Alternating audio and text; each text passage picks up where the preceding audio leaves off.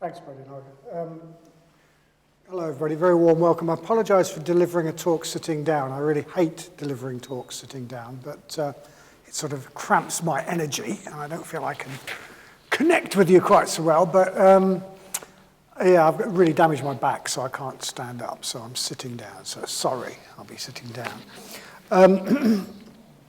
So last week Satyajyoti introduced our new theme for Sangha Night for the autumn, which we're calling Tantra now.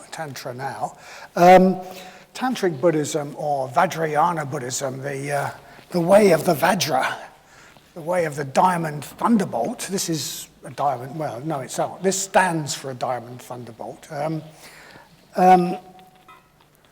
It was a sort of third great wave or style of Buddhism that evolved long after the Buddha's death. At a time where maybe the old approaches were maybe getting a bit stale,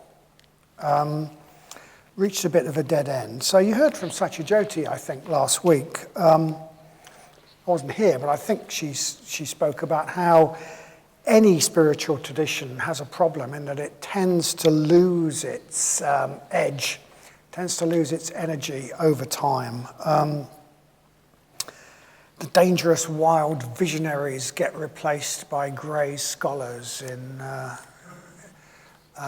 universities and monasteries who talk and debate about the spiritual life rather than taking the risk of being out there in the world, living it. Instead of a risky path that means abandoning concern for worldly security, it becomes a career choice that brings security, status, maybe even material wealth. Instead of striving for direct spiritual experience, people settle for learning the lists and the orthodoxies, teachings that started out as just a means to an end, just to try thinking this way. That might help you to sort of see beyond the way you currently see things. Things like that become dogmas in their own right, and things about statements about the nature of things. Metaphors that the original founder or founders used to try and give just a glimpse of something which is totally beyond our conception. Those metaphors get mistaken for the vision that they were just trying to give a glimpse of and taken literally. And the whole thing just gets too safe and too respectable and makes too many compromises with worldly society and worldly values. And that seems to happen to every spiritual tradition. And Buddhism, unfortunately, is no exception, and it's happened in Buddhism several times in different places. So what we call the Mahayana, the great vehicle, which has been quite a lot of our topic over the last few months, arose because an older style of practice seemed to have become hidebound and lost the original spirit of a lot of the Buddha's teaching. So the Mahayana came along and it really re-emphasized the altruistic dimension, the selfless dimension of the Dharma. It created these amazing sort of cosmic science fiction sutras that sort of were meant to open the mind up to an amazing sort of cosmic vision. And then maybe it became a bit too idealized and a bit too divorced from everyday life and a bit respectable and a bit institutionalized. And something new was needed. And that one of the new things that arose was the Vajrayana, the path of the diamond thunderbolt, or Tantric Buddhism, as we very often call it. So yeah, as we heard from Satyajyoti last week, or as you heard from Satyajyoti last week, I think the Vajrayana, Tantric Buddhism, emphasized direct experience rather than thinking and abstract ideas. It emphasized energy in our practice, what we get by contacting really deep drives within ourselves, using our whole being, even the bits that we might think aren't that spiritual. It emphasized making every day, in fact, every experience, a spiritual practice. Every experience was something vivid that you went into and saw as important, saw as an opportunity to really radically change from the person you used to be to the person you are now. It was pretty exciting, but all that was a very long time ago. And I think it's fair to say that the Vajrayana has rather gone the way of the other traditions that it replaced, that came before. The Tantric Buddhism now practiced in Japan and mainly Tibet and among the sort of Tibetan diaspora, it's a long way from the original radical essence of the Vajrayana. And anyway, that all developed 1,500 years ago, 1,000 years ago, in a medieval society. We're not going to be Tantric Buddhists. We're not going to be Tantric Buddhists, but there's lots and lots in the Vajrayana that we could really usefully apply in our practice. In fact, there's lots in all of the three sort of iterations that Buddhism went through, what's called the lesser vehicle, the greater vehicle, the Mahayana, and the diamond vehicle. There's all things in them that sort of arise from the original spirit of the Buddha's teaching, that get back to that. And we can learn from all of them. What we're going to look at in this series is what we can learn from the Vajrayana, from the Tantra. What is there really important in that we can apply to our practice? So yeah, both the Hinayana, so-called lesser vehicle, the Mahayana, these earlier iterations of the Dharma, they arose and they had their strongholds. They didn't arise, but they had their strongholds in monasteries and universities, often very large monasteries and universities. But the Vajrayana developed outside the monasteries, outside the mainstream, with small groups of practitioners gathered around a teacher, a guru, who you just took notice of. You really took notice of. It means heavy guys or heavy lasses, gathered around a heavy teacher who was probably not a monk or a nun, in small groups, in a clearing in the forest, in a village, in a town, in a royal palace, in a hovel, in a slum, not at all in the mainstream. And it seems pretty clear that this Vajrayana, this tantric approach to Buddhism, it seems to have developed, at least in part, as a sort of fusion between Buddhism, between the Dharma and magic, village magic, shamanism, the sort of thing that you still find practiced in villages in Africa and other parts of the world today. It seems to have come from a sort of mixture of the two. And I'll say that's my topic for tonight, making life magic, because there's lots about that sort of magical approach which we can really apply in our practice. So the Vajrayana practitioner lives a bit like a magician. They make life magic. And they use magical techniques to achieve spiritual goals, techniques that arose in the field of magic. So, okay, I'm going to look at several ways that the Vajrayana practitioner might be a bit like a magician, and a bit where we can be a bit more like a magician, where we can make life magic. So for a start, the Vajrayana practitioner lives in a vivid, magical world, where every day is important, every situation is. They talk about, it's not just this isn't just a flip chart. This is a Vajra flip chart. This is a sort of essential flip chart. This is really important. This is a Vajra chair. We're a Vajra brotherhood. This is it, it's really, we're getting at something like serious here. So every day is important. Every day is vivid. Every day is a bit of a warfare, with the ordinary. We're trying to break through the ordinary. And I think maybe we could do with a bit of that.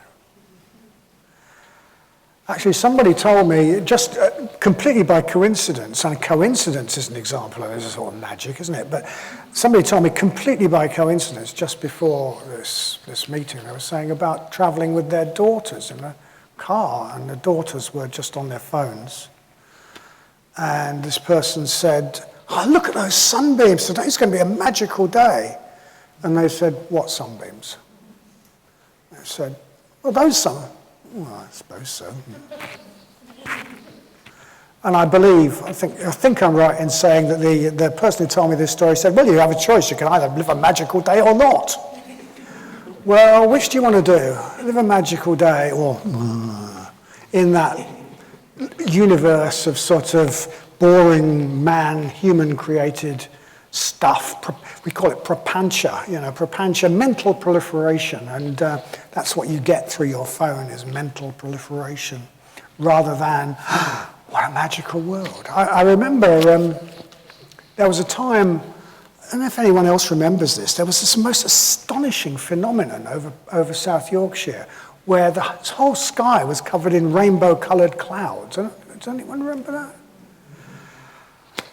It was amazing. I mean, it made the news. There were postcards about it. And for me, this was really startling because I had just restarted doing a practice, a tantric practice, actually, a tantric meditation practice, which starts with visualizing a rainbow-colored cloud. And I just started this, and then they were everywhere.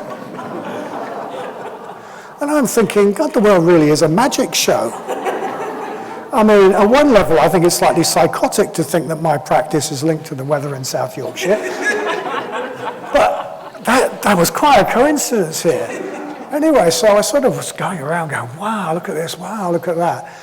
And I walked up this street of terraced houses, and as I looked in the window, so there was nobody looking at this thing. Every house was going blue, then red. The windows were going blue, then red, then yellow, then and they're all the same, because all the people in those houses were watching the same program on television. They're all plugged into more of this prapancha. I don't know what it was, EastEnders, it might have been, I don't know. But, I'm fairly sure it was probably dross. Coming through this screen, and they're surrounded in this magical world.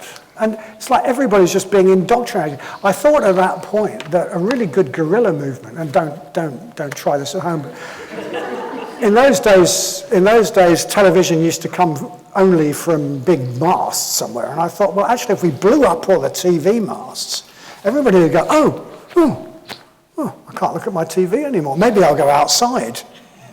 And that would be a huge improvement in our group communal consciousness. So very often, we live in this, I think we live in a magical world. We certainly live in a wonderful world, full of wonder. If you just think, what is it? What is this thing? Where are we? Well, it's pretty surprising. You wouldn't have come up with it from scratch, would you? I mean, it's pretty remarkable, and to be in it is pretty remarkable. And yet, what do? It's just this, it's just that. We sort of don't let science tell you that it isn't remarkable, okay, that it's just whatever. That is just GCSE science. That is just the science of the 19th century, where they used the metaphor of a machine to describe the world. I have a friend who is a professor of physics, and one of the things that I remember him very clearly saying is the only thing that modern physics tells you about the world is that it's weirder than you can possibly imagine. The underlying nature of reality is weirder than you can possibly imagine. Once saw an article about string theory, which the heading was, the world could be made out of marshmallows and we wouldn't know the difference. Or reality could be made out of marshmallows and we wouldn't know the difference. Anyway, that's a bit beside the point. So anyway, we live in the midst of this wonder. We live in the midst of this wonder, this mystery that's going on around us. And we get up every morning and think, oh, another day. Go through the routines, the daily grind. We run like sort of rats in a maze, completely blind to the mystery, the wonder. So one of the things we can really do so that energy doesn't completely drain away is wake up to that mystery and wonder. Wake up to what if we make it boring, that's a real achievement, actually. It's a real achievement to have made life boring. So we need to get some energy. We need to live in full, vivid colour in the midst of this really rather surprising universe that we inhabit. So a few ideas. How do we do that? How might we do that? That's just my first. I've got about 5 things that we could live more like a magician. This is the first one. Be open to the idea that there is a deeper dimension to life. That the surface we see isn't all there is. That there's mythic depths behind where we live. Don't fall for the idea that it's all been explained away. Because it hasn't. Don't fall for the idea that we understand it, that we've sort of got it all sewn up, because we don't understand it. We haven't got it all sewn up. That's the first one. My second suggestion for living more in vivid colour would be to take on challenges. So the Tantra, Vajrayana, is about living a vivid life and our quest for safety. We're very obsessed with safety, but a safe life is pretty dull, actually. The more we make everything has got to be safe, the more everything is going to be dull and boring. A Buddhist life spent avoiding stress and challenge and risk is not very Vajrayana. It's not very Vajrayana at all, or any sort of life spent doing that. My third one would be spend time offline. Not in the world of prapancha that comes through those little screens, or the one that comes through the bigger screen in the living room. What we're getting through that is a whole tangle of humanly created ideas and values that sort of tend to put the world into little boxes. And if we step outside that, we might start to see that it's not like that really. That actually having that car is not going to solve my problems and make me really sexy, and etc., etc., etc.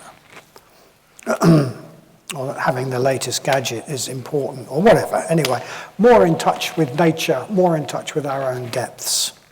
And on that note, I would also say spend time in nature. If you spend time really in nature, not sort of going out with the ramblers, but maybe going out on your own, maybe going out at night on your own, maybe in wild places, it's amazing how it feels pretty mysterious and pretty different, actually. Pretty different. There's a real, go to a wood somewhere and sit there overnight and see what it feels like and see if the world still seems quite as sort of normal. Because it won't, I tell you. And lastly, meditate. Because when we meditate, we sort of let all the ideas that we sort of imprison reality in, we let them go, and we can start to see much more the way things are. I mean, somebody said to me again today, just before this meeting, I've never noticed the trees like this before. I've been alive for 25 years and I've never noticed the trees like this before. And I said, well, maybe that's because you're meditating. it's like we sort of clean the windscreen of our vision. When the doors of perception are cleansed, we cleanse the doors of perception and we can see some of the depth and the beauty that's there. So those are my suggestions for living a bit more magically. I'm sure you can think of many more yourself. Be open to the idea that there's a deeper dimension. Take on challenges. Don't seek safety and risk a risk-free life. Spend time offline, off media. Spend time in nature and meditate. Okay. So that's our first one. Live more magically, live in a more vivid universe, in a more vivid way. That is how a Vajrayana practitioner lives. And my second one is probably something that you would never have expected. So the second thing that a magician does that we could do is they live backwards. So probably the most popular magician archetype in our society is Merlin. Merlin from the magician from the Arthurian legends. And it's said of Merlin that he lived backwards. And what that meant is that he was born as an old man and then he got younger. But that sounds a bit odd, but that's getting at something, okay? So the magician lives backwards. So we normally live forwards, okay? We normally live forwards, so from the past to the future. What that means is our past normally governs how we act now and how we are in the future. Well, the magician lives backwards. So instead of allowing the present to be ruled by what has been, they make the present ruled by what could be. Not how have I always been, but how could I be? How could I be? What potential? Living up to our potential. How magnificent could I be? So I think that's what the whole thing about living backwards is getting at. It means we rule ourselves by what could be rather than limiting ourselves by what has been. So the magician is creative. The magician makes things happen. The magician brings really positive futures into existence.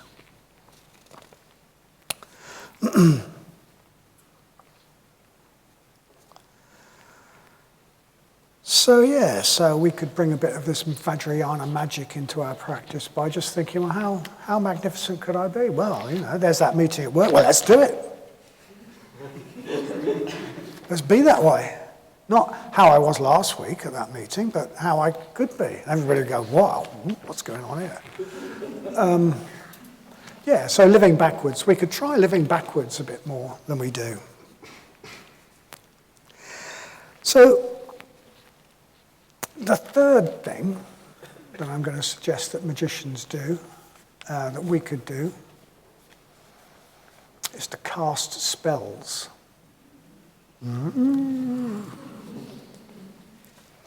So spells, magical techniques. In a spell, what you do is you sort of summon up deep energies. You invoke forces. You could even invoke dark forces. You summon up a demon or you summon up a spirit. And you then get that to serve you to bring about some end. Okay? So we could think of that as, summoning up, invoking deep energies, and then focusing, allowing those to really sort of increase the voltage of our mind. So we really increase the voltage of our mind. Normally our mind's sort of running on a sort of run down one of those little batteries, sort of get it stuck into the mains. Boof! All that energy that comes from around the depths and focus that on what we wish to bring into existence, on what we wish to achieve. So traditionally, that's what you would do. You would cast a spell to make somebody love you, to make your business progress, to make your crops grow, to protect yourself from harm in a battle. And you would in doing that, you would summon up some sort of quite feral energies and focus them on bringing this about, okay? So to cast a spell, you might have to,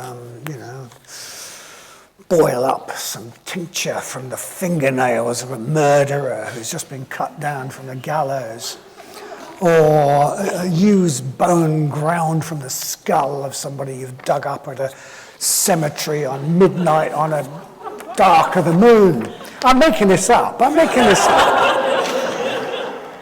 you know the sort of thing I mean. I mean, if you go out in the dark of the moon and dig up a body from the cemetery and take some of its skull, you're going to feel something. There's going to be some energy there. There's going to be some real energy there. You're going to feel something quite powerful. Some very deep, primitive energies are stirred up. No, I'm not suggesting, don't do this at home. But some very, very deep, primitive energies are stirred up. A lot of fear and horror, including fear and horror. Yeah, fear and horror.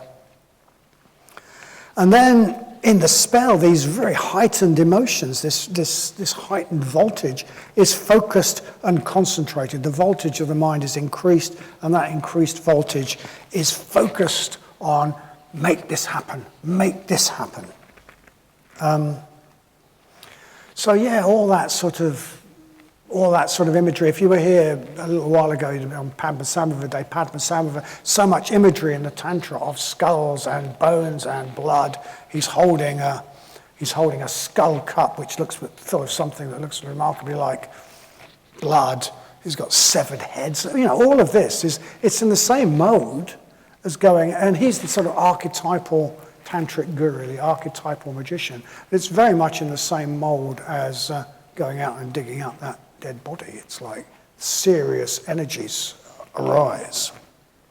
So serious energies arise, and they're focused.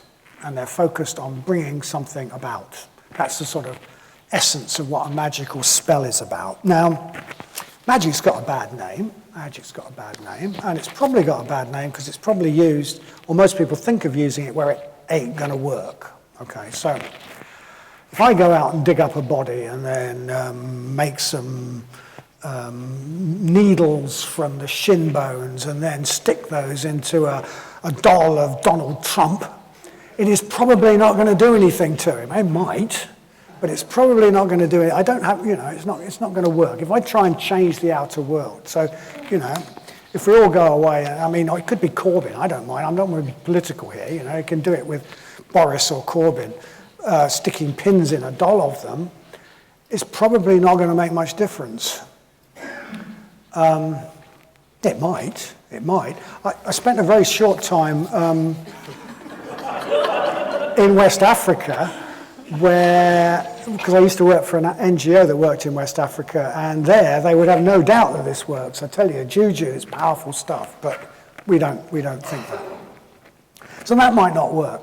But if I sort of do some spell, raise some serious energies, and then really focus them on I want to pass this exam, well, maybe that would work because the how I am has got something to do with whether I pass that exam or not. And there'll be loads of energy to do all the studying and the clarification.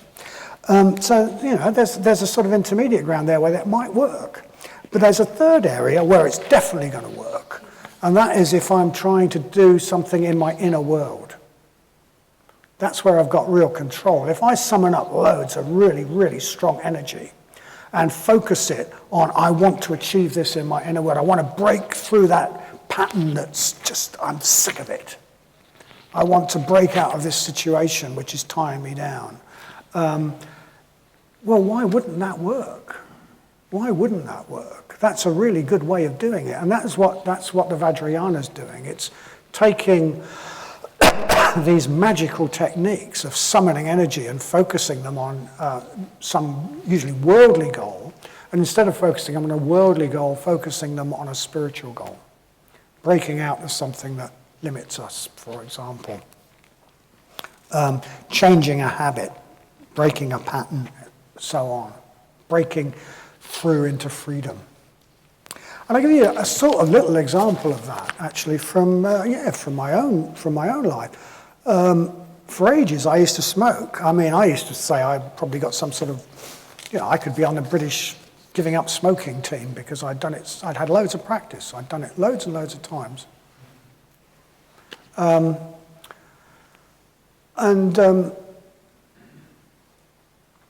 I got really sick of it. And this image came to me of smoking as a demon, okay? Smoking is a demon, and smoking's on my back. And smoking's got its claws into me. And if I don't smoke for a while, it starts to go, feed me, feed me. And then, the normal response is, okay, I'll have a cigarette. That's the withdrawal symptoms, the craving. But I'd got a demon on my back, and I was going to starve the thing. I was really angry with it. So when I felt that, I was thinking, you've had it, mate. You've absolutely had it, mate. That's not going to make me feed you. What I'm going to do is starve you to death. And I gave up smoking. Now, I think that there's something rather tantric about that. It's sort of, I've summoned up an energy of, well, it's not a particularly nice energy. It's an energy of aggression and hate. And I've directed it at doing something skillful. So there's something quite tantric about that. It's sort of spell-like about that. I killed a demon, which is a very magical sort of thing to do, really. I haven't smoked since. Okay, so, magical practices, techniques may not work for changing the outer world. It's purely the sort of physical world or whatever, where we have no influence. They may well work if it's in terms of us achieving something, and they'll definitely work if it's in terms of some sort of inner pattern.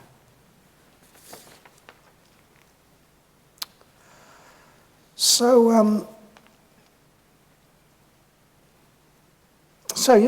it's cast spells. I'm going to come back to that. I'm going to come back to spells, actually. And I'm going to suggest that we already, it might sound very weird what I'm saying. You might say, oh, Vadanya's lost it. He's gone beyond, not in the best possible way. But actually, I think we already use some magical techniques in our practice. And I'll give you some examples. I think, for a start, we chant mantras. If we've been around a while, we may well chant mantras. So you can use mantras as a sort of concentration technique. But when early Buddhist texts, when Buddhist texts started to get translated into English, somebody like Edward Conzer used to translate the word mantra as spell.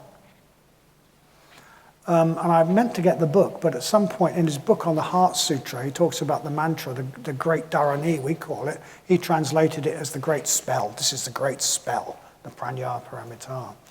And in the back of the book, he says, when he's in his commentary, he says, well, the fact that modern town dwellers are ignorant of magic does not make it invalid or something like that. Does not make them any less powerful. So he's calling mantras, spells. Well, certainly, we can use them as concentration practices, but it feels very different to chant, for those of you that know the Vajrasattva mantra, the Padmasambhava mantra, and the Tara mantra, they feel very different. It's as though there's an energy invoked. There's an energy invoked that we're focusing our mind on. We're calling something up. We're invoking something in a magical way. There's an element of something spell-like about chanting a mantra. Another way I think we cast spells is we do the metta bhavana. Okay, so powerful, positive magic. We use our mind to focus. We conjure up emotion, and we focus volition. May I be happy. May I be well. May my good friend be happy. May my good friend not suffer. And we spread that out. That sort of focusing of volition is one of the essences of what we're doing in a spell. So we're doing profound white magic when we do the metta bhavana. And it's one of the areas where it gives me doubt as to whether, it might work, actually. It might actually make an effect on the external world, because I'm not actually convinced that doing the metta bhavana doesn't actually help people, doesn't actually bless them in some way if we do it powerfully enough. So we do the metta bhavana. A third thing we do, which magicians do, is they name demons. Okay. So there's a story about Padmasambhava, who we have on our shrine there, and who's got a shrine at the back, who I think Satyajyoti referred to last week. Padmasambhava, the archetypal Tantric guru, the archetypal magician. And he was invited to Tibet when Buddhism was being established in Tibet. And the Buddhism was not doing well because apparently the demons and the spirits of Tibet knocked down the initial monastery at Samye as fast as it was being built. So the humans would build it in the day, the demons would knock it down at night. A very clear sort of metaphor for our conscious mind trying to do something and our deeper energies dispersing it. Anyway, it didn't happen. And the story runs that Padmasambhava was invited to Tibet, and what he did was he converted the demons of Tibet to the Dharma. He got them on his side, he turned them into Dharma protectors. And a big part of the way he did that was to know their secret name and name them. And when we know something's name, it's as though we've got it pinned down. This is a demon dagger. So there's my old friend anxiety. Poof! Oh, I can have a look at that. It's not sort of running around in me anymore. Oh, there's my old friend, whatever. It's a demon dagger. So when do we do this? Well, for example, we name things in meditation when we use the teaching of the 5 hindrances. So I'm meditating and there it is, and what's going on? Ill will, the fact of naming it pins it down, allows us to objectify it, see it out there, and then we've got control on it. There's pictures of Padmasambhava doing that to demons. He's sort of got them like, got you. Ah, I see you. And one of the sort of archetypal demons in Buddhism is Mara. Mara, the objectification of all the negative energies in ourselves that don't want to develop. And there's a sort of story from the Pali Canon about the Buddha where he says, I see you, Mara. And just saying that, when something's really sort of undermining us, and you say, well, I see you, it's Mara, I see you, Mara. The minute you say, I see you, Mara, it's not, oh, I feel really, it's like, there it is, I see you, Mara. We've pinned it down with our demon dagger by knowing its secret name. And we've got some control over it. So we do that in our practice. So yeah, we already use some magical techniques, but we could use some more. So I'm going to suggest that something you might wish to do in the coming week is think of something you wish to bring about in the spiritual area. Maybe some pattern you'd like to break through, some obstacles you'd like to break through, and cast a spell to achieve it. Okay, and we learned a technique for casting spells actually a while ago in a sort of series before last, I think it was, where we looked at mind training. I don't know if you remember, if those of you who were here, we looked at the mind training practices. And in the mind training is not strictly Vajrayana, it's not strictly Tantric, but it's said to bridge the Mahayana and the Vajrayana. So it's a good place to start. And there's a teaching in the mind training tradition about how to bring about a result that you wish to achieve in your spiritual life, which is called the 5 forces, okay? We use it on urban retreats. So the 5 forces, the one I'd like to start with is the white seed. So the white seed is traditionally an action that we do, which, as it were, sends a message to our unconscious that this is different. This is, it raises some energy in our unconscious. It might be, well, you could, for example, and actually people have done this on the urban retreat, go and meditate overnight in a graveyard. Okay, that tells your subconscious this is different. There's something going on here. it sends quite a deep message. We're not just engaged with the top level of our mind, we're engaged with something quite deep.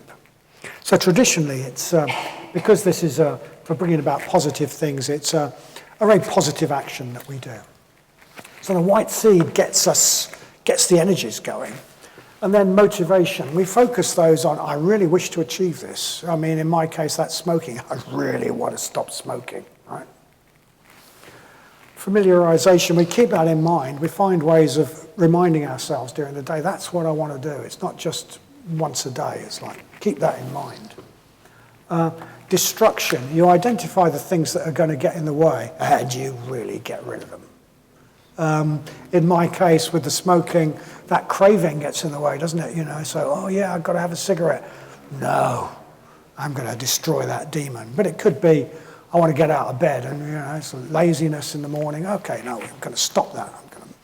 So I'll go to bed earlier so I'm not so tired or whatever. But it's the force of destruction, getting rid of the things that are in the way.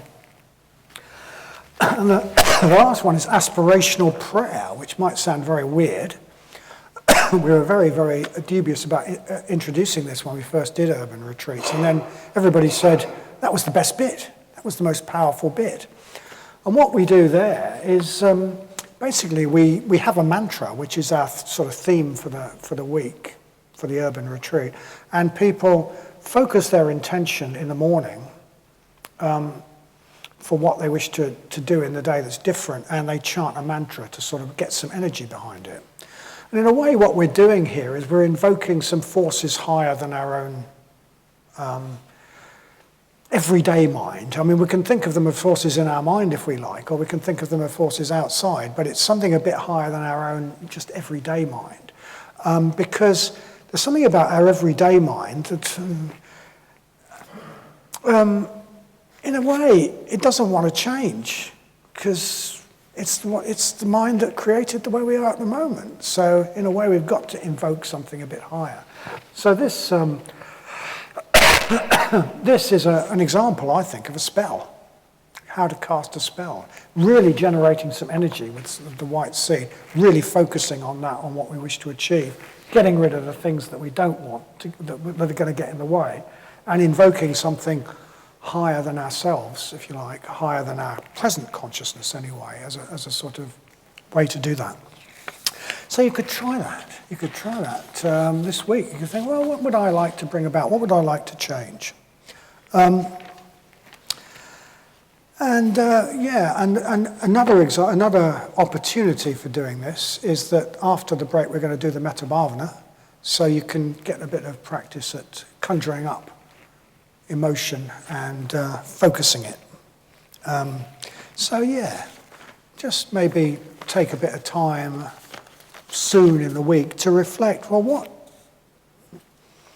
would I like to happen? What would I like to happen? Is there some Mara? Is there some demon I'd like to pin down? Some enemy I would like to overcome? Some pattern I'd like to change? And cast a spell to do it.